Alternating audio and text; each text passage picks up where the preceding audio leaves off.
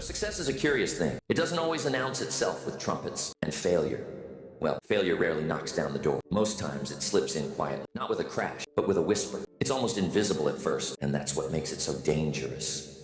You look around and wonder how you drifted so far from the destination you once set out for. See, if failure came with a warning sign, most would recognize it, stand guard, and do something about it. But it doesn't.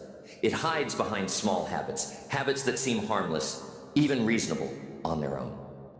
Skipping a morning routine just once, letting a day pass without reading, promising yourself you'll do it tomorrow.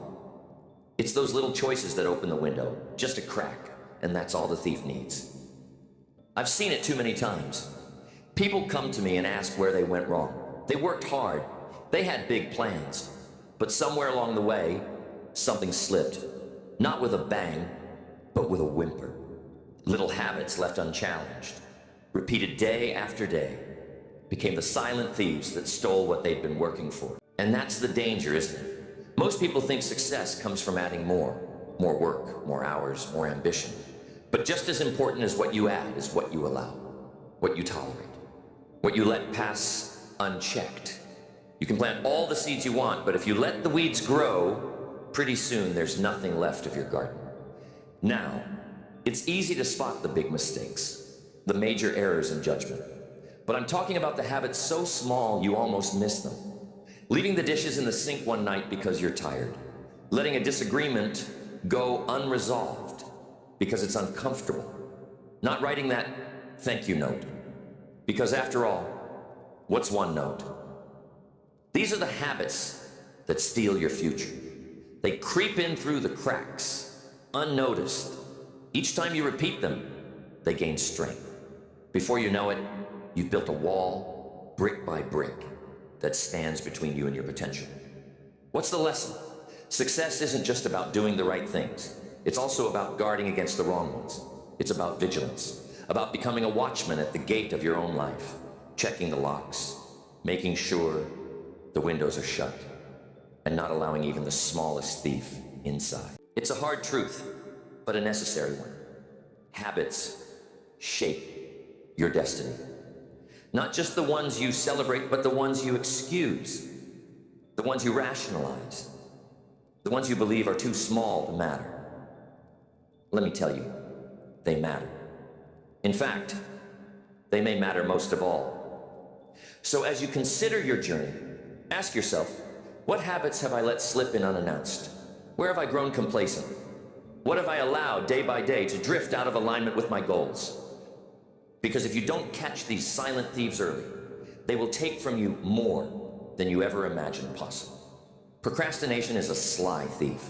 It doesn't make a scene. It simply invites you to wait, not forever, just for now, just until you feel ready, until you know more, until conditions are perfect. And the danger is, it sounds so reasonable. Why rush? Why not take a little more time to think, to plan, to prepare? But here's what I learned. Waiting for the right time is a trick. There's no such thing. Life rarely serves up perfect conditions. And while you're waiting, opportunities move on. The world doesn't pause for your hesitation. Every time you delay action, you lose more than just minutes or hours. You lose momentum. And momentum is a precious thing. When you're in motion, energy is high, ideas flow, confidence builds. But stop, just for a day or two, and it gets harder to start again. The habit of delay becomes its own kind of gravity, pulling you further from your goals. You see, progress doesn't come from thinking about action. It comes from action itself. People sometimes tell me they're just waiting for inspiration. Inspiration is wonderful, but it tends to visit those who are already moving. Get started, and you'll be surprised how often inspiration catches up with you. Every delay has a cost, not just the work you didn't do, but the belief you didn't build. The more you wait, the more you doubt. Doubt in your ability, doubt in your resolve. The habit of waiting chips away at your self-trust. Before long, the mountain seems bigger, the task heavier, and your ambition feels just out of reach. When Winners and losers often start with the same intentions, but winners act while others wait. It's not always the most talented who succeed. It's those who show up day after day, regardless of how they feel. They know the right moment is the one they make. They don't wait for conditions to improve. They get to work and let progress create its own weather. And here's something to remember. Action builds confidence. The very act of doing, even imperfectly, creates a sense of capability. You finish one thing, and suddenly you believe you can finish another. One step leads to the next. Doubt, on the other hand, grows in the shadows of inactivity. The longer you wait, the more you convince yourself you can't. I've met so many people with big plans who waited their whole lives for the right time. They missed chances, not because they lacked ability, but because they lacked momentum. Life rewards action, not intention. The world moves forward, and if you want to catch up, you have to move with it. So ask yourself, where have I been waiting for conditions to be perfect? What have I put off, hoping for a better moment? Remember, every day you wait is a day lost, not just from your calendar, but from your character. Act now, and watch how quickly doubt is replaced by confidence. Momentum is fragile. Once you have it, protect it. When you lose it, fight to get it back. Don't let the thief of procrastination steal your future one quiet day at a time. And here is the next thief that will rob you of your success. Excuses. They're easy to make, aren't they? And the more skilled you become at making them, the further you drift from the results you want. Excuses are like little stories, crafted to protect comfort, to shield from blame, to let weakness hide behind something that sounds reasonable. Over the years, I've watched people explain away missed opportunities with a kind of creativity that could have built a fortune if applied to solving problems, instead of explaining them. The weather, the economy, a difficult childhood, lack of support, timing. The list is endless. There's always something outside to blame for what's not working inside. But here's what happens. Every excuse you make, every story you spin to defend a lack of progress quietly drains energy from the only place it matters, your ability to fix what needs fixing. The time you spend justifying is time you don't spend improving. You can't move forward with one foot in the story and one foot in reality. There's a simple but tough truth you have to accept. You can have reasons or you can have results, but you can't have both. Reasons make you comfortable in the moment. Results make you proud for a lifetime. People ask me, what's the difference between those who succeed and those who don't? It's not that one group had fewer obstacles. Often it's the opposite. The difference is in the response. Some people respond to setbacks with excuses, while others respond with action.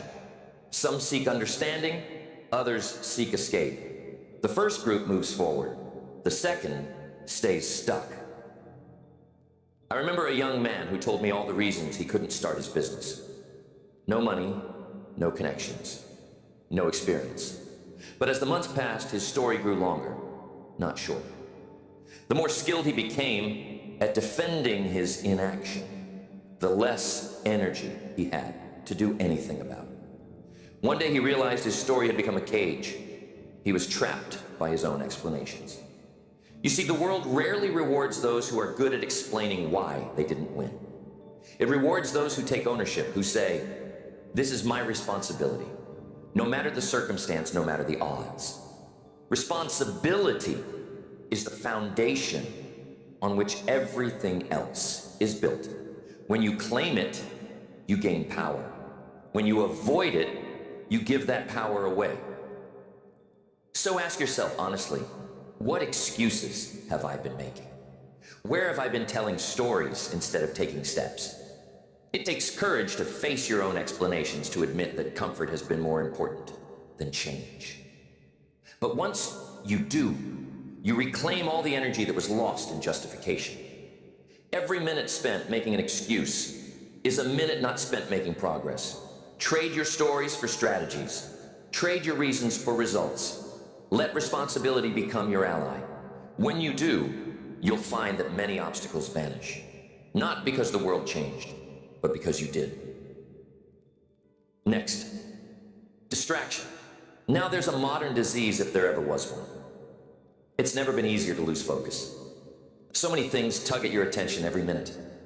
A phone buzzing, news flashing, someone asking for just a moment of your time. Before you know it, hours have slipped away, lost not to meaningful work, but to trivial pursuits that leave nothing behind but fatigue.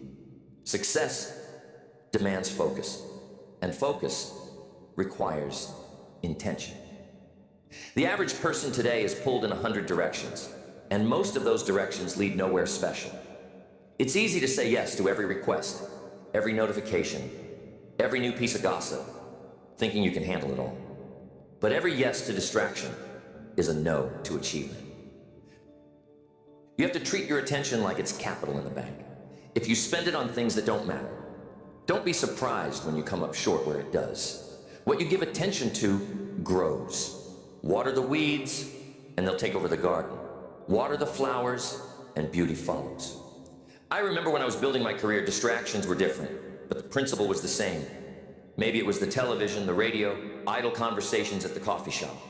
Whatever form it takes, distraction is always there, waiting to pull you away from your purpose if you're not vigilant. And it's not just about the obvious time wasters. Sometimes it's the little interruptions that add up. A few minutes here, a few minutes there. Check the news, check the phone, check on a friend's opinion. Each interruption by itself seems harmless, but pile them together, and you've lost not just time, but your best mental energy. What happens to the person who lives distracted? Their goals move further away. Their plans are always started, never finished. Their dreams remain dreams, never reality. Meanwhile, those who protect their focus move steadily toward what matters. They accomplish more in an hour than others do in a day, simply because they chose what to ignore. You must become ruthless with your attention. Guard it the way you'd guard a treasure. Put up boundaries. Learn to say no. Turn off the noise when it's time to work. There's nothing noble about knowing every headline or answering every message the moment it arrives. Nobility is found in building something meaningful with your day. Distraction will rob you blind if you let it, and it does so quietly, with your permission. The day slips by, and you wonder where it went. You were busy, but you weren't productive. The urgent things pushed out the important ones. So ask yourself, what am I giving my attention to? What needs to be cut so I can focus on what truly matters? Take inventory. Be honest. Every hour is an investment. Make sure you're investing in the right place. Success isn't built in the scattered hours spent here and there. It's built in the focused blocks of time where all your energy goes in one direction. Protect your attention. Let it work for you, not against you. That's how you turn a day into progress and a life into achievement. Here's the next thief that you got to keep your eye on. Neglect. You see, neglect is a quiet thing. It doesn't announce itself with a crash or a warning. It just creeps in little by little until what once was strong begins to wear down. You don't lose success overnight. It's lost in small moments, through little acts of ignoring the basics, the simple disciplines that once brought you progress. Think about it. Nobody wakes up one morning in crisis. Crisis is built day by day out of neglect. Skip your reading for a day, then two, then a week. Stop checking in on your goals. Let relationships slide because you're too busy. Ignore your health because you'll get to it soon. At first, nothing seems to change, but over time, the foundation weakens. The basics always matter. Your health, your learning, your relationships, these are pillars. Ignore them, and the structure doesn't fall in a single day. But one morning, you look around and wonder why you feel tired, disconnected, behind. That's the slow work of neglect. Quiet, steady, and relentless. I've seen business people lose their edge, Not because of one big mistake, but because they stopped paying attention to the small details. They let the paperwork pile up. They missed a few calls.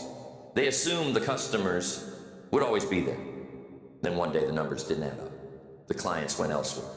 And all that happened was a bit of neglect day after day. It's the same in personal life. A friendship is strong, so you think it can withstand a little distance. But weeks go by without a call, and suddenly it's awkward. You don't know what happened. It was just neglect, wearing away at what once was valuable. And health, oh, how easy it is to let that slide. Skip the morning walk, eat whatever's convenient, sleep a little less. No big change at first, but neglect is patient. Over the months and years, it takes a toll that's hard to reverse. You can always trace a crisis back to moments of neglect. Not doing what you know you should have done, letting the basics erode. The fix is never dramatic. It's just a return to discipline, a recommitment to the little things. Pick up the book again. Reach out to someone you care about. Get back to the habits that once built your success. So ask yourself, where have I let neglect creep in? What basics have I set aside, thinking they could wait? Don't wait for a crisis to remind you of what matters. Take inventory now. Restore the disciplines. Build the foundation strong again. Success is maintained by tending to the basics, not once in a while, but every day. Neglect nothing that truly matters, and you'll find crisis keeps its distance. Next, comfort, the hidden trap. It's so inviting, so pleasant. After all the work, the striving, the sacrifice, comfort calls out. You deserve a break, it says. You've earned a rest. But comfort, if left unchecked, can do what hardship never could. Slowly pull you back from progress, while disguising itself as peace. I've watched it happen so many times.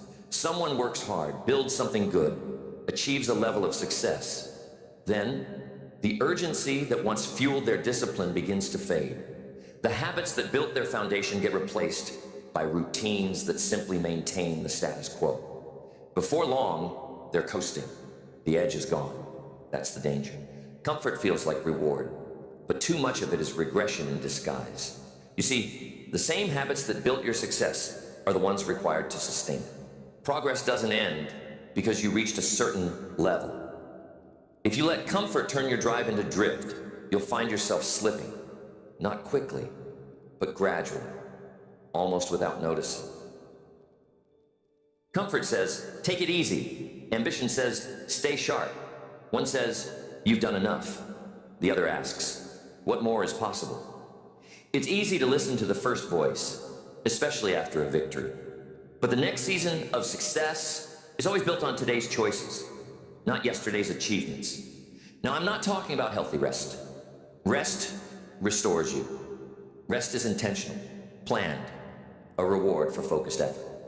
Comfort, on the other hand, is a lullaby. It convinces you to stop growing, stop pushing, stop reaching for more. And that's when it becomes dangerous. Think back to a time when you let up after a win. Maybe you stopped studying. Maybe you stopped making those early calls. Or you celebrated so long you forgot to get back to work. At first, nothing seemed different. But over time, your standards slipped. Performance declined. And all because comfort made you believe the job was finished. Success is never a permanent state. It's something you earn each day. The disciplines that brought you this far can't be replaced by ease. They must become a way of life. So ask yourself, have I let comfort steal my edge? Have I mistaken a plateau for the finish line? It's a subtle trap, one that catches the best of us if we're not careful.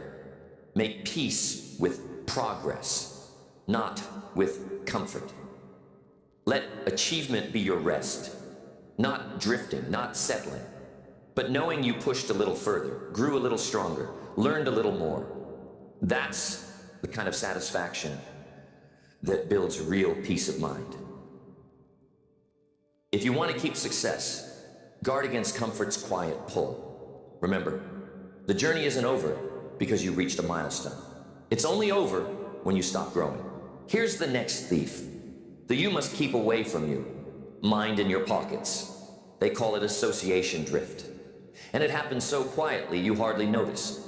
You start out with ambition, drive, and clear intentions. But over time, the people you spend your days with begin to shape your standards, your attitude, even your goals. It's automatic, like gravity. You adapt to the average of those around you, whether you mean to or not. You see, environment is more powerful than willpower. You can have the best intentions, the strongest disciplines, but if you surround yourself with people who don't expect much, who don't strive for more, pretty soon, your standards begin to slip. Not overnight, not all at once, but little by little. What was once unacceptable becomes normal. The edge dulls. I've seen this play out in every area: business, health, even family life. A person with high ambitions starts spending time with those who are content to drift, who believe excellence is too much trouble, who prefer comfort to growth. And as the weeks pass, the ambitious one finds it easier to make excuses, to let things slide, to aim lower than before. Association drift is subtle. Nobody announces, "Let's lower our standards today."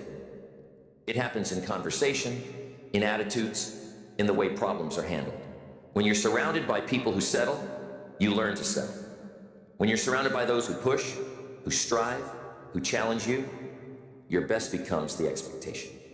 I remember meeting a young entrepreneur with big plans, but his circle didn't share his vision. They laughed at hard work, dismissed big dreams, and doubted anyone who tried to break away from the crowd. It wasn't long before he found himself hesitating, second-guessing, holding back.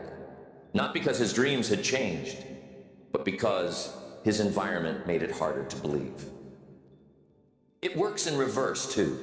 Put someone in a room full of high achievers and watch how quickly they raise their standards. Suddenly, showing up early is normal. Finishing what you start is expected. Talking about goals, reading, learning, pushing. The atmosphere lifts you up. Excellence becomes contagious. You don't have to cut everyone out of your life, but you do have to choose your primary environments with care. Seek out people who demand your best. Spend time where ambition is celebrated, not criticized. Let the pull of excellence lift you higher. Ask yourself, who am I becoming like? What do my closest associations expect from me? Are they pulling me up or letting me drift down? Don't let association drift rob you of your edge. Stand guard at the door of your environment. Choose to spend your best time with those who expect you to grow, to stretch, to achieve. Your standards and your results will rise to match. Emotional reactivity is a habit that can undo years of effort in a single moment. When you lose control over your emotions, you give up control over your direction. Instead of steering the course, you find yourself at the mercy of every bump in the road, every slight, every criticism, every unexpected delay. I've seen good people lose their way because they let a moment of anger set the agenda for the day. One harsh word, one piece of bad news, and all the plans go out the window. Reacting without thinking becomes the default. And pretty soon every situation feels urgent, every setback feels personal. But here's the truth. Success belongs to those who discipline the mind. Not to those who never feel, but to those who know how to pause, reflect, and choose their response. Discipline is not about coldness. It's about wisdom. It's the ability to say, let me think before I act. Let me understand before I judge. It's easy to justify emotional outbursts. That's just the way I am. Anyone would have reacted the same way, but every time you react without intention, you hand over your energy to something or someone else.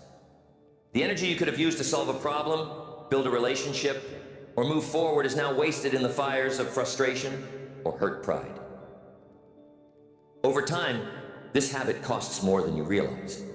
Relationships are strained, opportunities are missed, momentum is lost, not because of lack of skill or intelligence, but because emotions ran the show. I remember a business owner who let every minor setback send him into a tailspin. Orders delayed, customers complained, employees made mistakes. Each time, he reacted instantly and emotionally. Not only did it exhaust him, but it drove good people away. Eventually, he saw that what needed managing wasn't the world around him, but his own responses. Self-mastery is one of the most powerful tools you can have. When you learn to observe your feelings without being ruled by them, you gain an edge. You respond instead of react. You can keep moving forward, even when circumstances are less than ideal. Ask yourself, how much time and energy have I lost this year to anger, frustration, worry, or resentment? What would be possible if that energy were redirected into growth, solutions, and creativity? You don't have to become emotionless. You simply have to become wise. Use emotions as information, not as orders. Pause, reflect, choose. With practice, you become the master of your fate, not the victim of circumstance. Discipline the mind, and you'll find success follows. Control your responses, and you control your destiny. Now, one of the biggest thieves of success is simply the lack of review.